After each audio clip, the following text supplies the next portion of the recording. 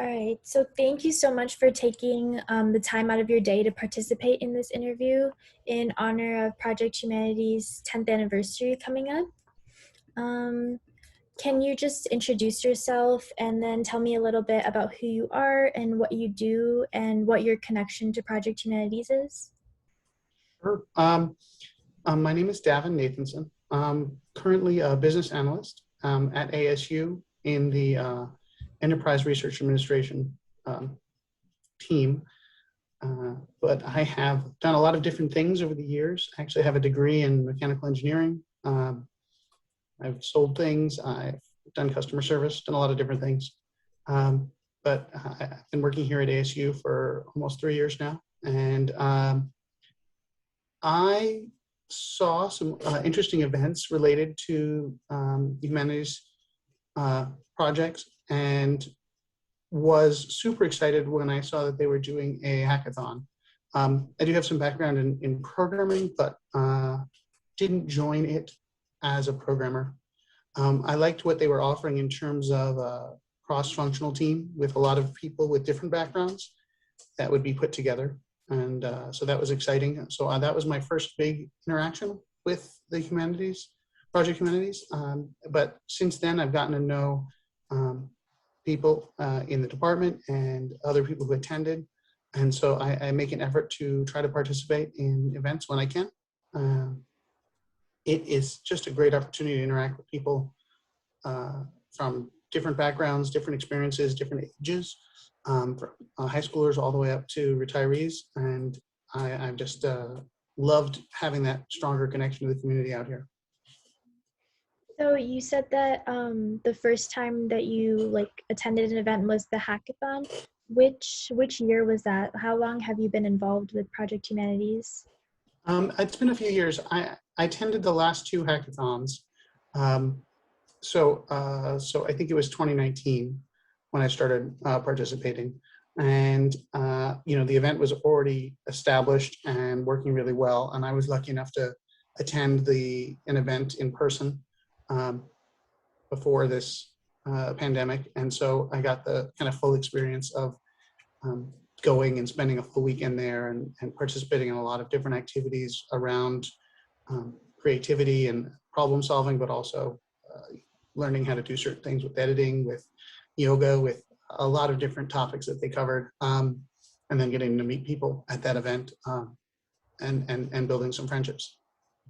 So how have you seen Project Humanities grow or change since when you first started attending events? Well, I can't really speak to the changes. I mean, for me, by becoming a member and by participating in some of their events, it has opened me up to being on their mailing list and getting to see new events and new items. So I've gotten to participate in some of those and not had the time to participate in others that looked really interesting.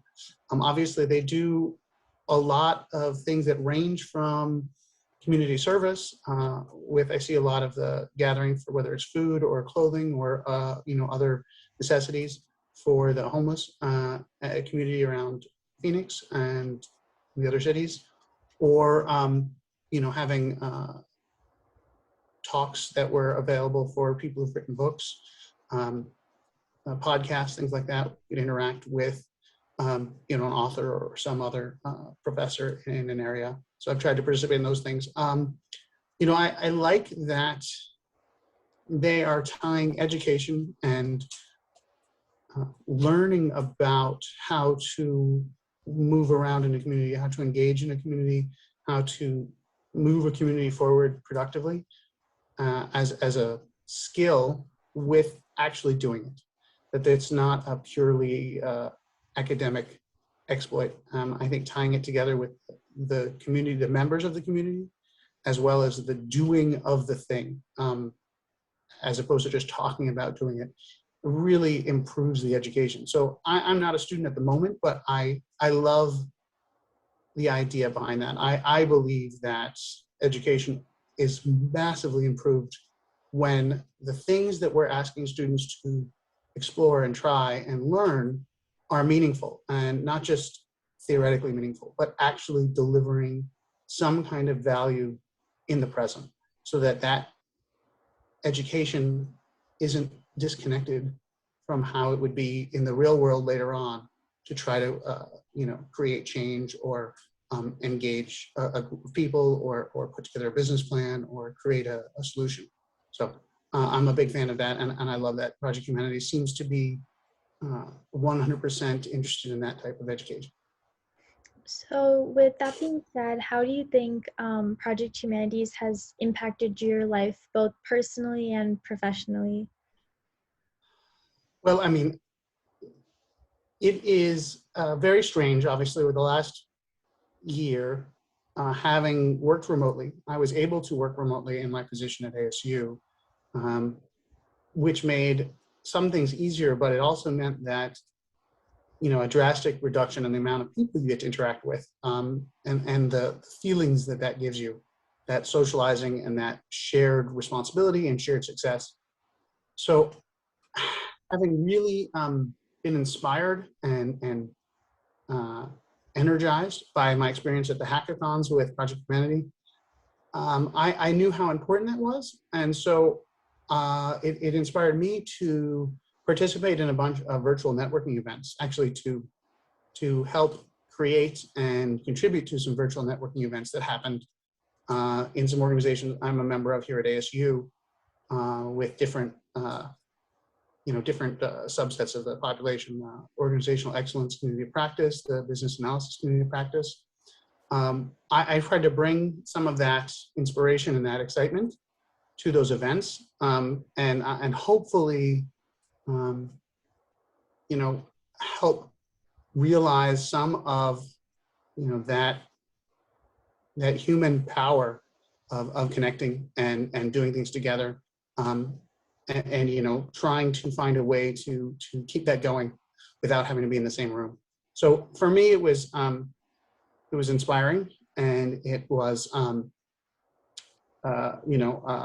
an aspiration to kind of try to do some of the things, try to experience and deliver some of the things that the Humanities Project has done for me in the past to other groups of people. So that was exciting, and I really look forward to continuing to participate in events that they promote and invite people to moving forward, to kind of keep my personal enthusiasm high, because I think it really helps me. You talked a little bit about this earlier, but were there any specific Project Humanities events that particularly stood out to you? I mean, for me, the hackathon was a big deal, but that was my touch point. It was just so many things happened, so much interaction, so many new experiences, meeting new people, and then having to really kind of depend on each other to try to deliver something in a short period of time was a lot of fun. I mean, it's similar to work, but it was kind of nice doing it in some ways in a low stakes environment where you can try to do it right and try to be successful. So that was a big one for me. The hackathon is really a great event because it is this beautiful combination of opportunity without, there's no real punishment if you don't do a good job. And so that's a nice experience that is a kind of akin to education when you're back in school, where they're asking you to do a project, but they're not really asking anybody to accomplish anything. But in this case, if the enthusiasm was there, if your ideas and the team was excited enough to do a good job and to present that, there was certainly the opportunity to move forward with it. It seemed like that energy existed for a lot of the teams and for a lot of the judges to kind of support those projects growing into things in the real world. And that was a great environment. So for me, that was a big event. I haven't participated in every one of their events by any means, but that was what inspired me, I think, the most. And that's what draws me back, and I'm looking forward to the next chance that I get to participate in one.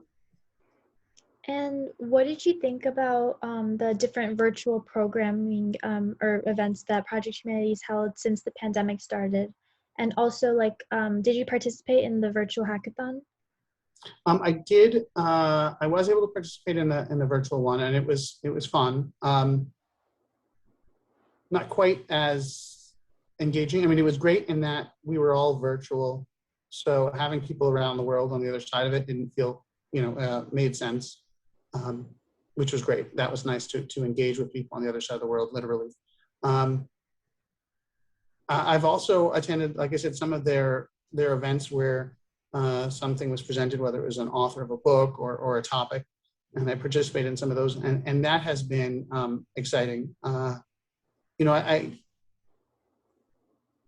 think one of the challenges with especially these big social issues that do shape society is that people self-select to participate or not participate. So you end up with a lot of people who are already at least aware that the issue matters, participating in the event. And that's great. Those people should be there. They should definitely participate because their insight and experience is going to enrich the conversation. But I really wish we could find more ways to engage the people who don't realize how much opportunity there is to think and reflect and maybe change the way certain things are done. It's always one of the challenges. We always end up with a situation where only a subset of people are going to participate in a discussion or usually even vote just because they have the opportunity. It's going to be the people who self-select, who want to have a say and want to have their voices heard. But society gets better if we can get more people to occasionally, at least, if not participate actively by speaking up, to at least hear how deep and meaningful those issues are to other people. Because I think that's one of the challenges that we have in our super wide, varied and multifaceted society, is that a lot of people, they don't get their empathy stretched enough. It's not that they don't care about other people. It's just that they haven't been exposed to other whatever. And by not being exposed to other religions, ethnicities, foods, communities, lifestyles, they don't get to see what the world is like from that perspective. And if they don't actively pursue it, then they can believe that they don't have to think about it, that there isn't anything different, it's not important. And so I personally pursue those opportunities. I like the idea of learning more about other people's perspectives and history and experience, because that makes it, that helps me. I like to expand my perspective and grow it so that it can include the value of other experiences. I think that that's inherently valuable.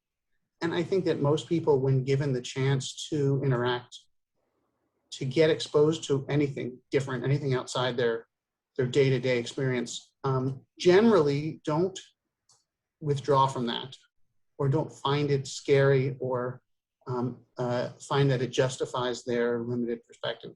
Most people in that experience will grow their view of the world and their awareness of other ways of thinking. So I love what is available for Project Humanities, and I hope that we can continue to pull more people into those experiences so that they can have that growth and that understanding, because I think that's what happens. I think that if you get yourself in an environment where people are talking about an issue, care about an issue, and share their personal perspectives that are different than your own, most people are going to really grow from that, and it's going to change them. It's going to change them moving forward. So I like to participate in that. I don't know if I create that, although I try very hard on my team and with the people I interact with at work to ensure that that's the environment that we have. Yeah, I definitely agree with what you said about people like choosing to self-select or only choosing to attend events where whatever is being talked about already resonates with them. And I think Project Humanities making some of their events virtual and like last year and this year has definitely helped like bridge that gap and allow for more people to attend something because it's not as big of a time commitment. Um, and you mentioned how you try to like encourage diversity on your team and like in your work. So how like are there any ways that you use humanities like in your workplace or with your coworkers? I mean, it's hard. It's more principles uh, which do get distilled into actions. I mean, one of the reasons I'm drawn to the job right now as a business analyst, is that although it leans on a lot of other skills that I've accrued over the years, it really focuses mostly on communication. And I love the challenge of communication. I love that unlike so many other things, it's not measured by what you're trying. It doesn't matter how hard you try. It's measured by whether or not you succeed in getting the other person or the other people to understand something. So they have to receive the right thing for them. And there is no one right answer. It isn't just these are the magic words and you'll know that they're going to get it. So for my team, for how I try to apply that, I mean, one is I welcome diversity. I have a diverse team that I'm very proud of and that I contributed to the hiring. At one point, my team was down to just me. And so we're now up to 4 BAs. And so we are diverse, which is good because I think personally, diversity, obviously for any job, you need a basic skill set, but that basic skill set is often well below what most of the candidates have. So I think that it's really important then to just have diversity. Inherently, diverse experiences, diverse backgrounds, diverse perspectives are going to make your team better because they're going to have different expectations when it comes to communication, when it comes to a satisfactory solution, when it comes to what to take into account. And all of those things make it better. I mean, I would love to think that my solution or my idea to fix a problem is immediately great, but it's okay. When I share it with other people who are also capable of thinking in an analytical way and taking into account a lot of things, but have different backgrounds and different experiences, I'm going to get feedback that's going to make it better. They're going to say, well, what about this? This could be perceived this way, or this group might have this fear or this expectation. And by taking those things into account, any idea gets better. And so the product of a team that has diversity in it just inherently gets richer, gets smarter, it gets more applicable to more situations and more robust. And I think that's really important. So I treasure the output, the end result. I would like to provide the best end result. And I love that, we do better because we are diverse. So, I mean, for me, that's a big thing. That as well as just a general empathy. It's very tempting when you're trying to solve a problem and you have a perspective or you've spent a lot of time trying to put together a solution, to think that therefore it should be defensive of your perspective, of your personal experience, and of your ideas.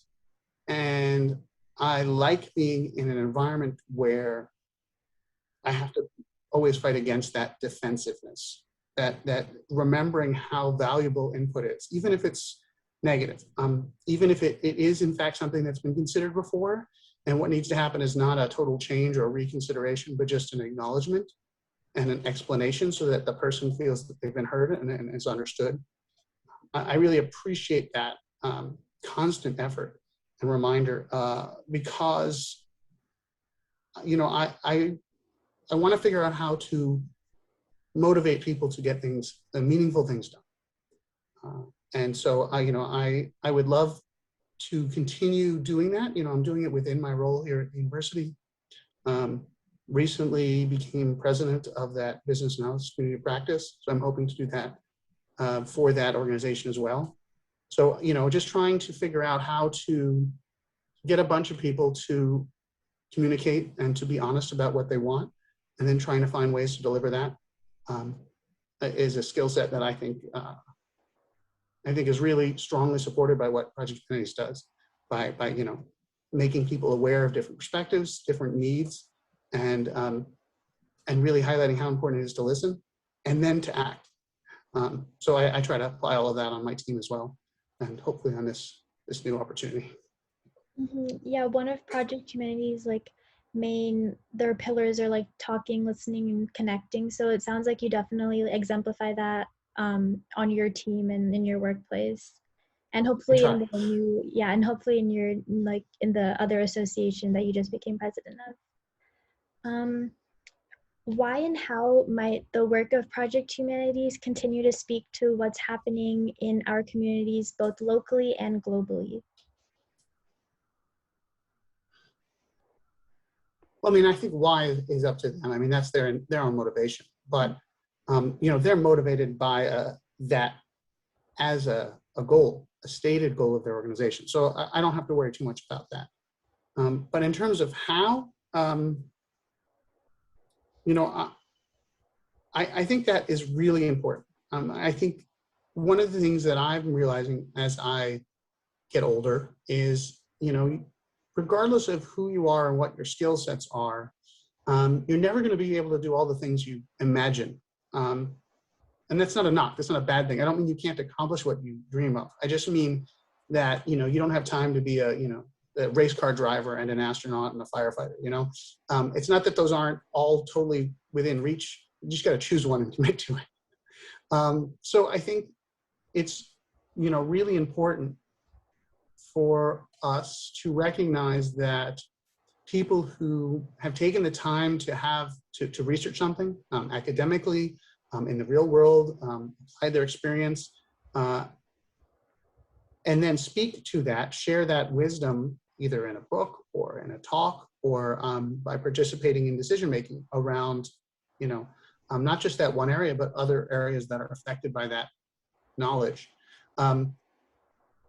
need to be treated differently than somebody who doesn't take the time to do that. So we need to find a balance here. It's one of my challenges to try to make sure that I am not wasting the privilege that I get, because I have a lot of privilege.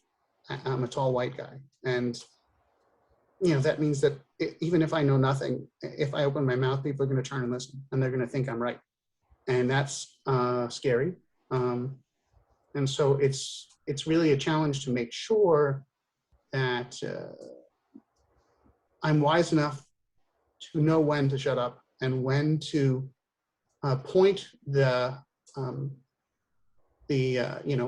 accidental authority that I have in many situations towards people who know who know more, who have the experience. So that's kind of my personal goal is to not be the person making the decisions or at the podium, because I get that a lot. I get put in that position by virtue of our culture, and I welcome it when it correlates to my experience. When it's something I really do know, I'm eager to provide my experience and my expertise. But there are things that I don't know as well as others, and I really welcome having somebody to point to. I'd much rather model the behavior saying, well, here's something I don't know enough about. Let's get somebody who knows more. Let's listen to them. Let's take their advice. We can learn from them. We can grow and become knowledgeable in that area. That's certainly something everybody can do if they want. But if I'm not going to take the time to do that, let's defer to somebody who has.